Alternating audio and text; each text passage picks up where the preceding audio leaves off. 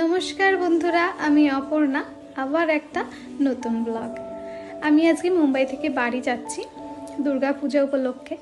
আমি প্রতি বছরই একবার করে বাড়ি আসি, প্রায় এক বছর পর আসছি। আগের বছরও দুর্গা পূজায় বাড়ি এসেছিলাম।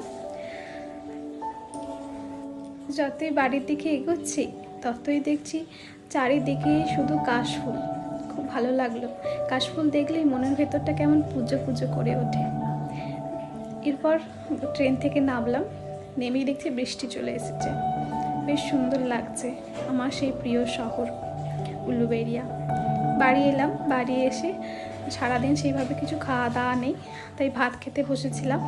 মায়ের হাতে আলু পোস্ত আর ভাত, খুব প্রিয় আমার। তারপর সকালবেলা ঘুম থেকে উঠে একটু চারিপাশটা দেখছিলাম, কি অপূর্ব সৌন্দর্য। মাথার উপর খোলা আকাশ, চারিদিকে সবুজ আর সবুজ। ট্রেন ছিল আমার ভোরবেলা, তাই পরের দিনকে দুপুরবেলা নামানোর কথা ছিল। ট্রেন লেটের জন্য সন্ধেবেলা নামিয়েছে। তারপর সকালবেলা ব্রেকফাস্টে বাবা পেটাই পরোটা এনেছিল, খুব খেতে ইচ্ছা করছিল। আর এগুলো আমাদের বিড়াল, ওরা থাকে আমাদের সাথেই। বাবা একটু ওদেরকে পরোটা দিচ্ছিল। আর এটা হলো তরকারি। মিষ্টির দোকানের এই পেটার পরোটার তরকারি খুব প্রিয়। তারপর ওই যে আমাদের দুটো বিড়াল, দুটো নয় এখনও একটা আছে, তিনজন। ওরা তিন ভাই বোন আমাদের বাড়িতেই থাকে। তারপর আমরা সবাই মিলে খেতে বসেছিলাম সকালের জলখাবার। তারপর মা রান্নার জোগাড় শুরু করে দেয়। আজকে মেনুতে অনেক কিছু ছিল। কাতলা মাছের ঝাল সর্ষে দিয়ে, আর ছিল চিংড়ি মাছ। চিংড়ি মাছটা মা ভাতের, গরম ভাতের মধ্যে দিয়ে, সেই বাটি ভাতে বলে না, ওরকম একটা রেসিপি, খুব টেস্টি খেতে হয়। সর্ষে দিয়ে, সর্ষের তেল দিয়ে খুব সুন্দর বানিয়েছিল। তারপরে করেছিল পালং শাক দিয়ে চিংড়ি মাছ। আজকের খাবারটা খুব তৃপ্তি ভরে অনেক দিন পর খেলাম। এটা আমার ভাই, আমি ভিডিও করছি বলেও হাসছিল।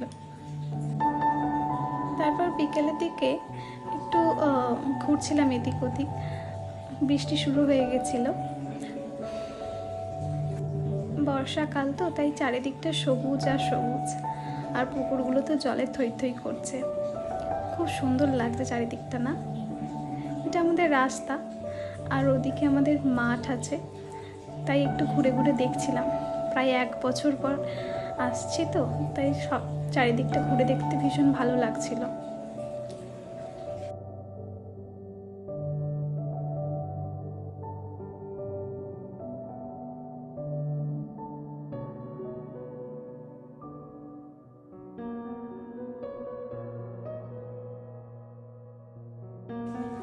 এটা আমাদের মন্দির।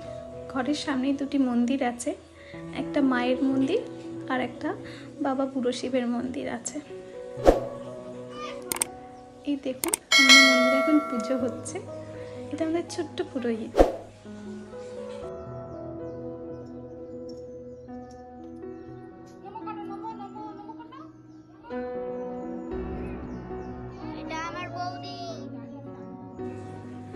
তারপর ভাইকে দিয়ে একটু ফুচকা আনিয়েছিলাম। অনেক দিন পর, প্রায় এক বছর পর সেই বাঙালি ফুচকার স্বাদ, আহা অমৃত। তারপরে একটু বৃষ্টিতে এদিক ওদিক ঘুরছিলাম বলে মাই স্যুপের প্যাকেটটা দিয়ে একটু স্যুপ বানিয়ে দিয়েছিল, খুব সুন্দর খেতে। আমার ভিডিওটি ভালো লাগলে পাশে থাকবেন। ধন্যবাদ।